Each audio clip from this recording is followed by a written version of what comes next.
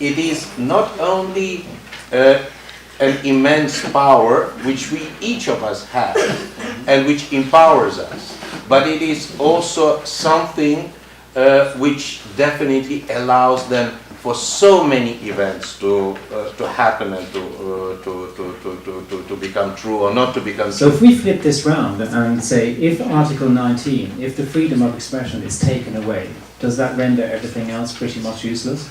Yeah, basically I think there are certain moments when yes.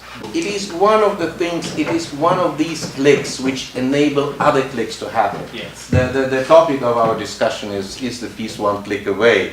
Usually complex things are not one click away, you know. You have to forgive the journalist in me for writing that headline.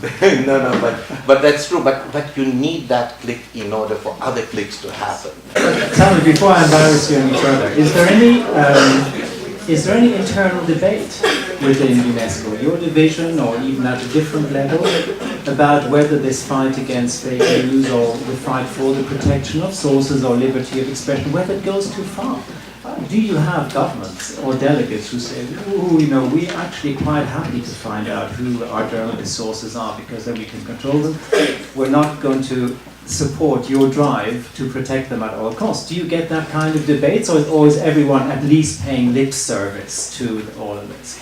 You see, we base our work and our debates on a certain set of values, and these are what we call international standards. And international standard is to protect sources of journalism. International standard is to protect journalists. International standard, which is now the new evolving one, is to pay special attention to harassment of women journalists within the digital context, and not only within the digital context, but of course because all these avenues of attack on freedom of expression, they are opening. Many of them are new, and they are opening up as we speak or as we live. So you have to have a point of reference, and for us the point of reference again is Article 19, ICCPR, a lot of UN resolutions, and many other documents which sort of solidify what we call international. I feel that to call you a Swedish journalist is like calling Zlatan a Swedish football player. Martin, you are that guy who in 2011 ran into the wrong patrol on the Ethiopian border. You were picked up and you were sentenced to 11 years to rot in an Ethiopian prison. In the end, it turned out to be 14 months. You have been over this ground before. Forgive me to ask you again, though, how did that happen? Did you know what you were in for, and what were you looking for as a journalist when you got picked up and arrested?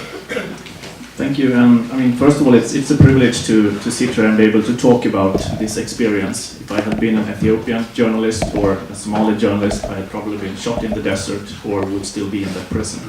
And there is often a lot of focus on international correspondents and European journalists whenever something happens to us.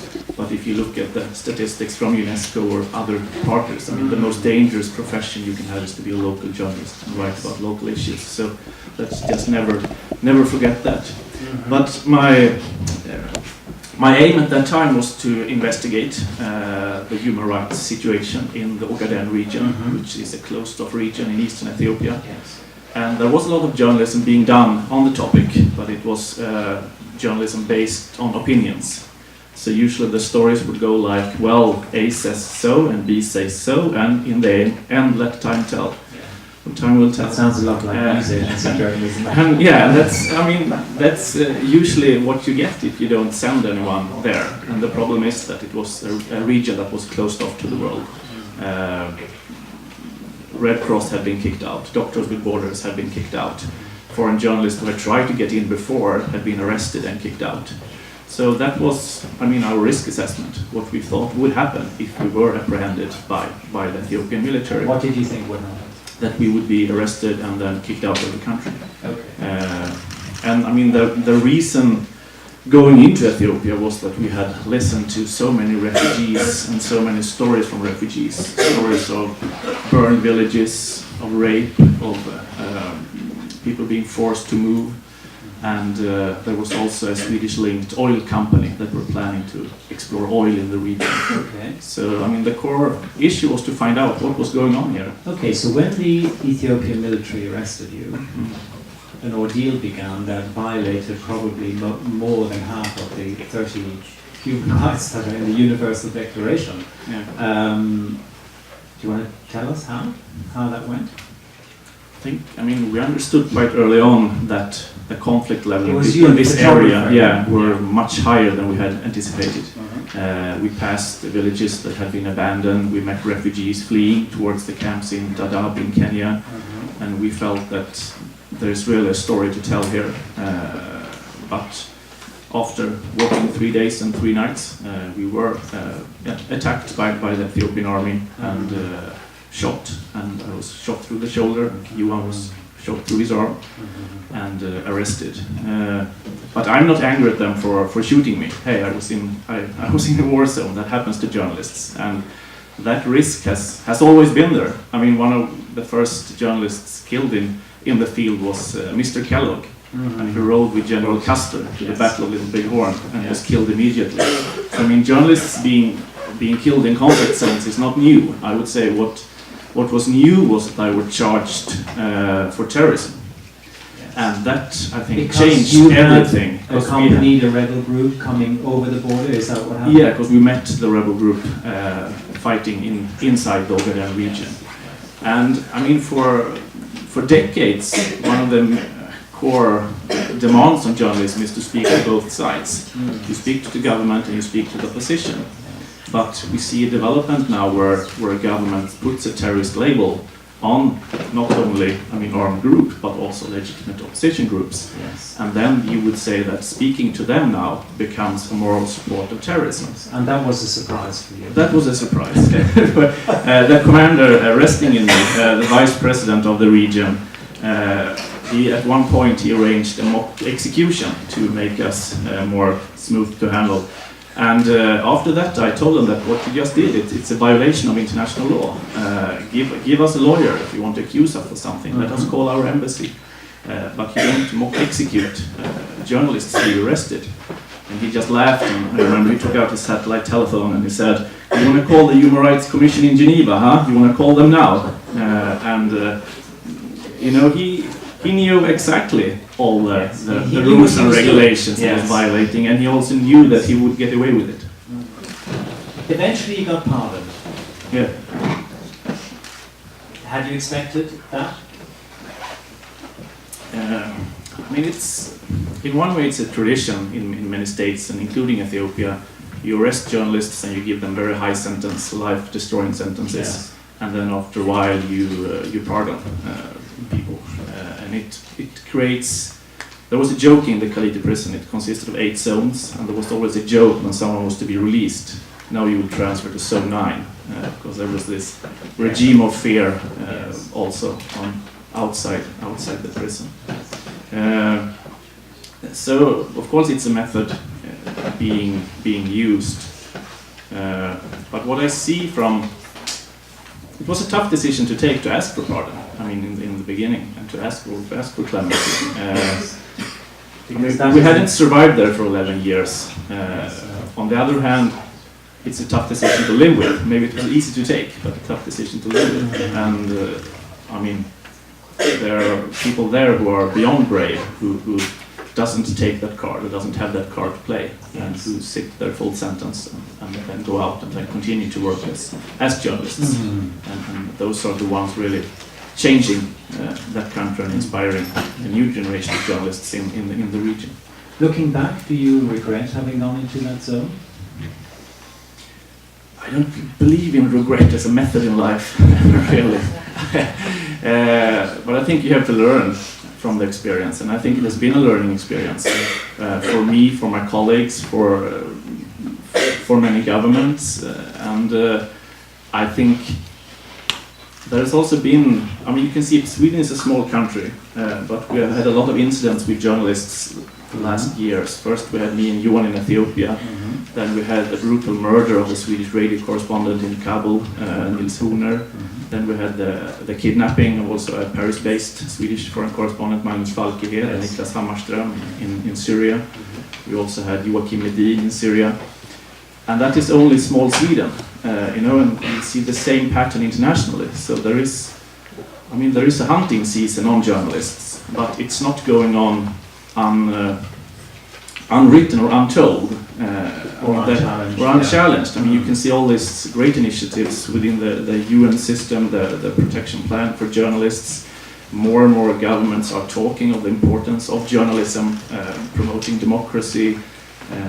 So I see that though the figures are quite dark, still we are discussing these issues, and it's a discussion that's not only taking place among fellow freelancers at different bars around the world. It's something discussed at the very highest level, and that is very hopeful.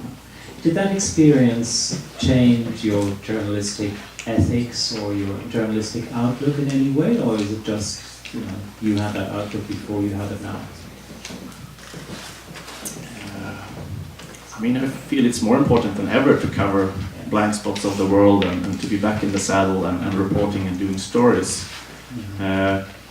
I mean, being on the other side for a short period of time and not having access to social media or being deprived of your freedom of speech, I kind of, you know, I will never forget what it meant, all the things that people did for us. Yes. And sometimes on the outside you can feel that, I mean, does it really matter if I write this letter to this jail journalist? Does it really matter if I sign this petition or if I mention this name in a speech?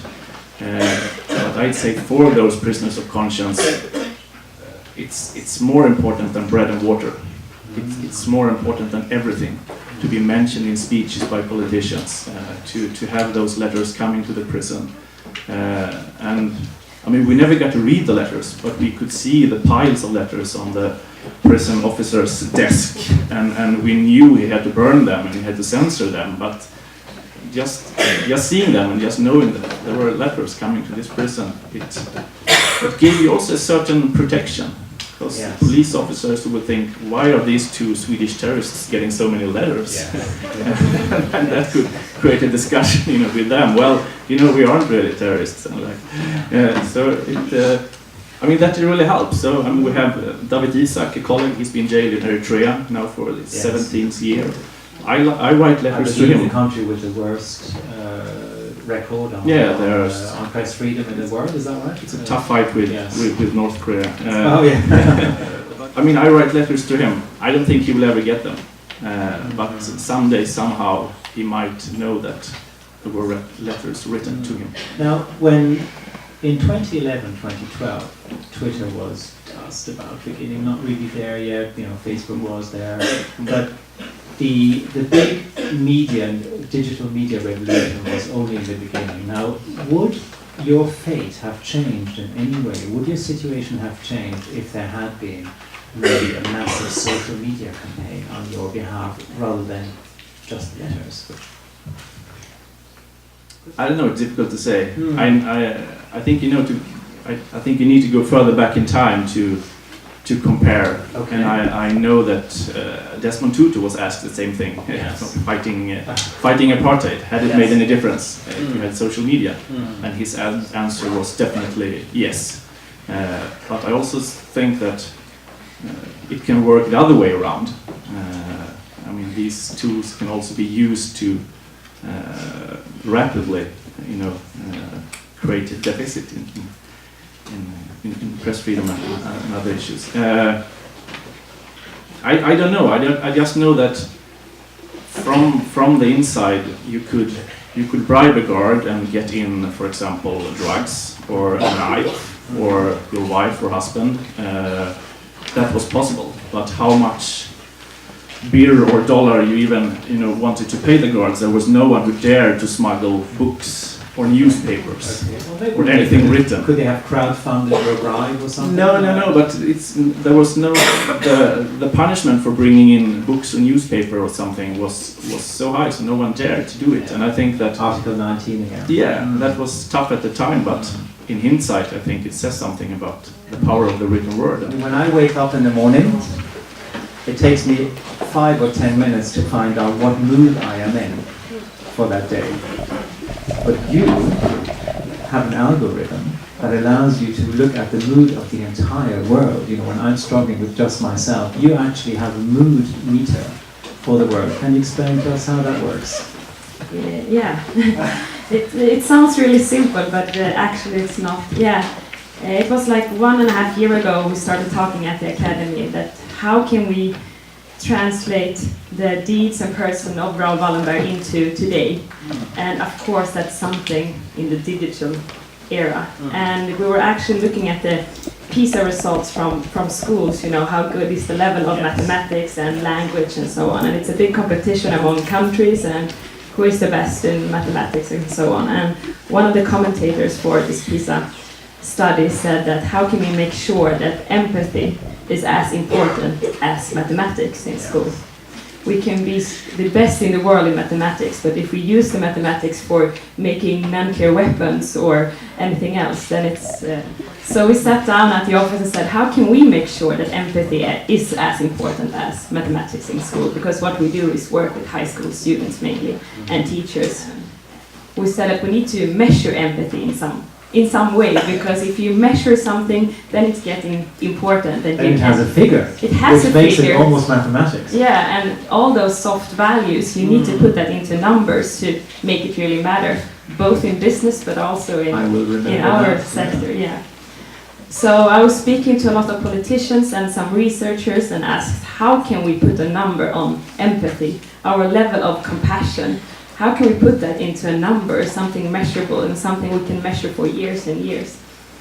And we struggled a lot actually. All the politicians working with the educational issues in Sweden, and they said, wow, this is such a great idea, but we have no idea how to do it. So how did you do it in the end? Yeah, in the end, we started by thinking, how can we start in like a global level and measuring the level of compassion among the world leaders to start the conversation. And if we start this conversation about compassionate leadership, maybe we can then put those things we learn from that into the school systems and into our training programs. So we got in touch with another company called Bullish Group working with communication projects, because they have made projects with this IBM's Watson. It's an artificial intelligence bot that can actually have a tone analyzer, so it can understand different tones and emotions in written text. But what we use it for is to analyze the tone in your written words on Twitter accounts. Yes. And we built our own algorithm where we took the different emotions that Watson could understand, like anger, fear, and joy, and different kind of emotions. And we put an algorithm on it. It's like a recipe. So all the data comes into Watson, and through our algorithm comes a measurement from minus 100 degrees of Raoul to plus 100 degrees of Raoul. We started the international project 2 years ago. So now we have cubes all over Sweden, but also in New York, here in Paris, in Madrid, in Budapest, Belgrade.